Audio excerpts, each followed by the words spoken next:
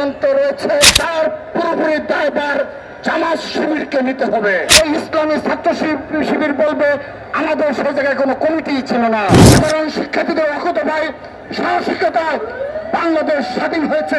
গত বুধবারে মিরপুর হাসপাতালের সম্মুখে একটি অনাকাঙ্ক্ষিত ঘটনা ঘটেছে এবং এমন বর্বরোচিত হামলার ঘটনা ঘটেছে যেগুলো সত্যিকার অর্থে আমাদের হৃদয়ে রক্তকরণ হয়েছে এবং কোনো সভ্য সমাজে এ ধরনের পাথর মেরে হত্যা কোনোভাবে মেনে নেওয়ার মতো নয়।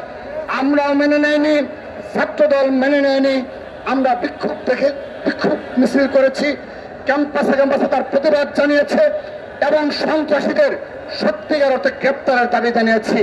কিন্তু যত দিন যাচ্ছে তত স্পষ্ট হচ্ছে এর নেপথ্যে বড় কোনো ষড়যন্ত্র রয়েছে। যত দিন যাচ্ছে তদন্তে প্রতীয়মান হচ্ছে এর পিছনে একটি বড় ষড়যন্ত্রমূলক রাজনীতি রয়েছে। যে বুয়েট ক্যাম্পাসকে রাজনীতি মুক্ত বলা হয়, যেখানে কোনো ছাত্র রাজনীতি চালু নেই, আমরা দেখেছি সেখানে কেউ কেউ গুপ্ত সংগঠনের নেতৃত্বে যারা রয়েছে তারা ঢাকা বিশ্ববিদ্যালয়ের ক্যাম্পাসে এসে চরম আপত্তিকর মন্তব্য করেছে, যা সরাসরি রাজনৈতিকভাবে তারা মন্তব্য করেছে এবং এটি একটি রাজনৈতিক স্লোগান হিসেবে আমরা দেখব। যদি বাংলাদেশ অস্থিতিশীল হয় তার পুরোপুরি দায়ভার জামাত শিবিরকে নিতে হবে। সংগ্রামে উপস্থিতি আমরা ক্যাম্পাসে দেখেছি বিগত 5 আগস্ট পরবর্তী বাস্তবতায় ছাত্রদল তারা খুব বড় ধরনের কোন অনাকাঙ্ক্ষিত ঘটনা ঘটেনি।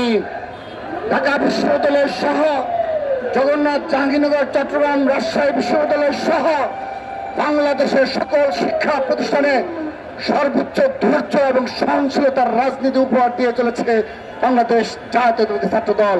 যখন বাংলাদেশ অস্থিতিশীল হবে, যদি তারা সেই বাংলাদেশের সাধারণ তরুণ শিক্ষার্থীদের একটি অংশকে বিভ্রান্ত করতে সক্ষম হয়, বাংলাদেশ অস্থিতিশীল হয়, ইতিহাসে যখন এর বিচার হবে, ইতিহাসে যারা মততন্ত্র কায়েম করেছে তাদের যখন বিচারের দাঁড় করানো হবে, তখন দেখবেন এই ইসলামী ছাত্র শিবির বলবে আমাদের সেই জায়গায় কোনো কমিটি ছিল না এবং সেজন্য তারা গুপ্ত অবস্থায় থেকে সকল অপকর্মের দায় তারা সাধারণ শিক্ষার্থীদের উপর চাপিয়ে দিতে চায়।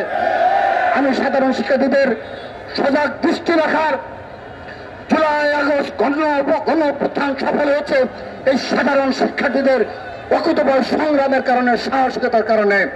সাধারণ শিক্ষার্থীদের অকুতোভয় সাহসিকতায় বাংলাদেশ স্বাধীন হয়েছে। ছাত্র জনতার অকুতোভয় চিত্তে লড়াই সংগ্রামের কারণে জুলাই আগস্টের গণ অভ্যুত্থান সফল হয়েছে। কিন্তু এই জুলাই আগস্ট গণ অভ্যুত্থানে 1 বছর পূর্তির পরেও যে সকল এই ইসলামী ছাত্র শিবির ক্যাম্পাসে গুপ্ত রাজনীতি করে